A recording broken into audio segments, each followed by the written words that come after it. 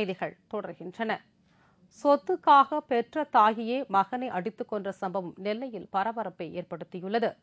நெல்லை மாவட்டம் பாளையங்கோட்டை அடுத்த நடுவக்குறிச்சி உடையார்குளத்தை சேர்ந்தவர் செல்வ மாரிமுத்து. இவர் தனது தாய் சரஸ்வதி மற்றும் மனைவி 3 குழந்தைகளோடு வசித்து வருகிறார். செல்வ மாரிமுத்துவுக்கு நிலையான வருமானம் இல்லாத காரணத்தால் தனது தந்தையின் பெயரில் உள்ள சொத்தை தனது பெயருக்கு மாற்றி தரும்படி பலமுறை தாய் சரஸ்வதியிடம் வற்புறுத்தியதாகவும் இதனால் இருவருக்கும் இடையே அடிக்கடி தகராறு ஏற்பட்டதாகவும் தெரிகிறது. இந்த நிலையில் நேற்று இதே காரணத்தை வலியுறுத்தி இருவருக்கும் இடையே பிரச்சினை எழுந்துள்ளது. அப்போது திடீரென்று அருகில் உள்ள இரும்பு கம்பியால் சரஸ்வதி தலையில் செல்வ மாரிமுத்து பலமாக தாக்கியுள்ளார். இதில் சரஸ்வதி சம்பவ இடத்திலேயே பரிதாபமாக பலியானார். இச்சம்பவம் குறித்து பாளையங்கோட்டை போலீசார் வழக்கு பதிவு செய்து தப்பியோடிய செல்வ மாரிமுத்துவை தீவிரமாக தேடி வருகின்றனர். குன்னூரில் படுகர் இன மக்களின் பாரம்பரிய நடனத்தை பார்த்து லண்டனில் இருந்து வந்திருந்த இசைக்குழுவினர் பாராட்டு தெரிவித்தனர். லண்டனில் இருந்து வந்த இசைக்குழுவினர் 60 பேர் படுகர் இன மக்களின் இசை கலாச்சாரம் குறித்து ஆய்வு செய்வதற்காக குன்னூர் வந்துள்ளனர். லண்டன் இசைக்கலைஞர்கள் இசை நிகழ்ச்சிக்கு பின்னர் படுகர் இன மக்கள் தங்களின் பாரம்பரிய நடனத்தை நிகழ்த்தினர்.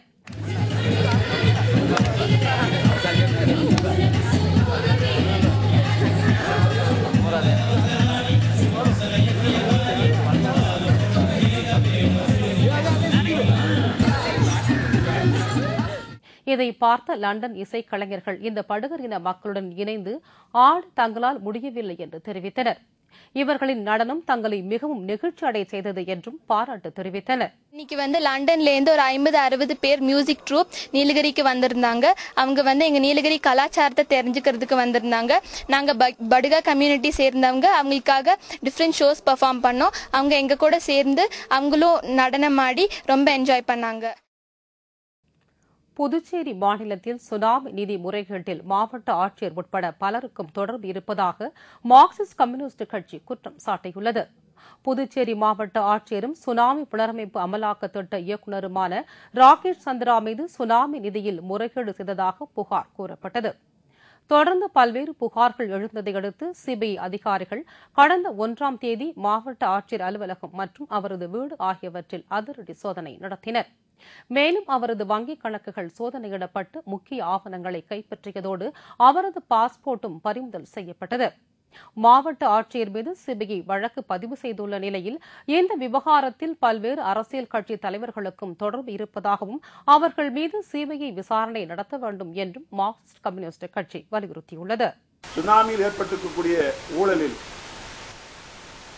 கலெக்டர் ராகேஷ் சந்திரா மட்டுமல்ல, முன்னாள் முதலமைச்சர், இந்நாள் முதலமைச்சர், 2005-2006 அமைச்சரவையில் இருந்த அமைச்சர்கள் அனைவரும், அங்கிருந்த நாடாளுமன்ற ராஜ்யசபா உறுப்பினர்கள், இங்கிருக்கக்கூடிய மத்திய இணையமைச்சர் உட்பட அனைவரையும் விசாரிக்கப்பட வேண்டும்.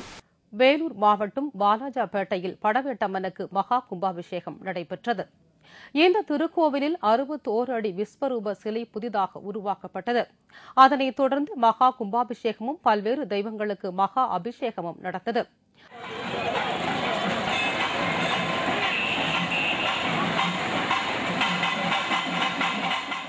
ஆடி மாதம் என்றாலே அம்மன் கோவில்களில் விழா கோலம்தான். சென்னை அடுத்த வடகரை கிராண்ட் சைன் கிராமத்தில் அமைந்துள்ள அருள்மிகு ஸ்ரீ மாரியம்மன் கோவிலில் ஆடி மாத தீமிதி திருவிழா நடைபெற்றது. இந்த விழாவின் சிறப்பாக ஊர் எல்லையில் உள்ள குளக்கரையில் அம்மன் தேர்பவனி புறப்பட்டு வீதிவலம் வந்தது. ஆலய திடலில் 300க்கும் மேற்பட்ட பக்தர்கள் தீ மிதித்தனர்.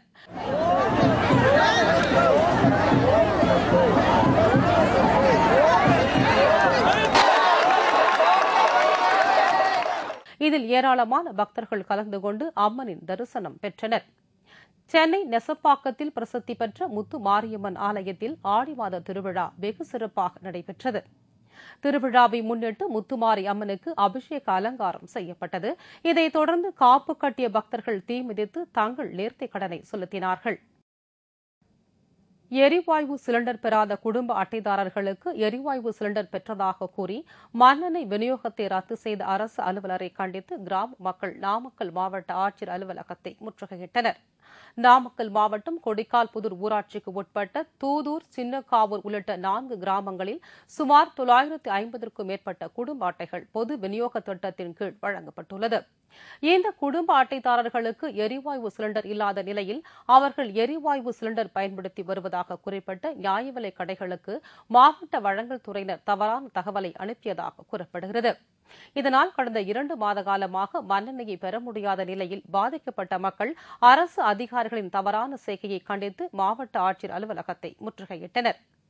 பொய்யான தகவலை அளித்த அரசு அதிகாரிகள் மீது உரிய நடவடிக்கை எடுக்க வேண்டும் என்றும் அவர்கள் கோஷங்கள் எழுப்பினர். கொடிக்கால்புதூர் பஞ்சாயத்தில் 962 சக்கரை கார்டு இருக்குது. அந்த 962 சக்கரை கார்டுக்கு சிலிண்டர் இந்த நாள் வரைக்கும் வழங்கப்படலை. போன கவர்மெண்ட்டினுடைய தப்பு. எங்களுக்கு கொடுத்த மாதிரி ரெக்கார்டு போட்டிருக்கிறாங்க. இந்த ரெக்கார்டு போட்டதுனால எங்களுக்கு பப்ளிக்கில் சீமனை கிடைக்கல. அந்த சீமனை வாங்க முடியாத காரணத்தினால தான் இன்னைக்கு கலெக்டர்கிட்ட பெட்டிஷன் கொடுக்கலான்னு நாங்கள் 963 கார்டுக்காரங்களும் இங்கே வந்திருக்கிறோம். திருவள்ளூர் மாவட்டம் கும்மிடிப்பூண்டியில் யோகாசன கலை நிகழ்ச்சி நடைபெற்றது. இந்த நிகழ்ச்சியில் சிறப்பு அழைப்பாளராக புதுச்சேரி உள்ளாட்சித்துறை அமைச்சர் என்.ஜி. பன்னீர்செல்வம் கலந்து கொண்டார். நிகழ்ச்சியில் 800க்கும் மேற்பட்ட மாணவர்கள் கலந்து கொண்டனர். இதில் முதலாவதாக வேளச்சேரி பள்ளியும், 2வதாக கவரப்பேட்டை பள்ளியும், 3வதாக பஞ்சட்டி பள்ளியும் வெற்றி பெற்றன. திருப்பூர் மாவட்டம் பல்லடம் அருகே முகமூடி கொள்ளையர்கள் 5 பேரை போலீசார் கைது செய்து தீவிர விசாரணை நடத்தி வருகின்றனர். பல்லடம் அருகே போலீசார் வாகன சோதனையில் ஈடுபட்டுக் கொண்டிருந்தபோது அவ்வழியாக வந்த ஆம்னி வேன் ஒன்றை மடக்கி விசாரித்தனர். அப்போது அதிலிருந்த நபர்கள் சந்தேகப்படும் வகையில் பதிலளித்ததை தொடர்ந்து அவர்கள் கைது செய்யப்பட்டனர். பின்னர் அவர்களிடம் நடத்தப்பட்ட விசாரணையில் சில மாதங்களுக்கு முன்பு பல்லடம் அருகே மூதாட்டி ஒருவரை தாக்கி நகை மற்றும் பணத்தை அவர்கள் கொள்ளையடித்திருந்தது தெரியவந்தது.